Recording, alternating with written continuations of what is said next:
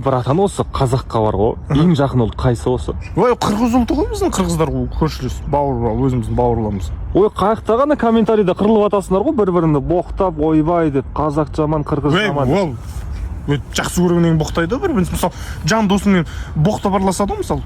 Сондай ғой, мысалы, қазақ қырғыз бір туған не өйтін, амандар, қазақ біз ең жақын қырғызбен бір туғанбыз ғой біз. Ой, қойышан, қымызшы ал. Не қымыз?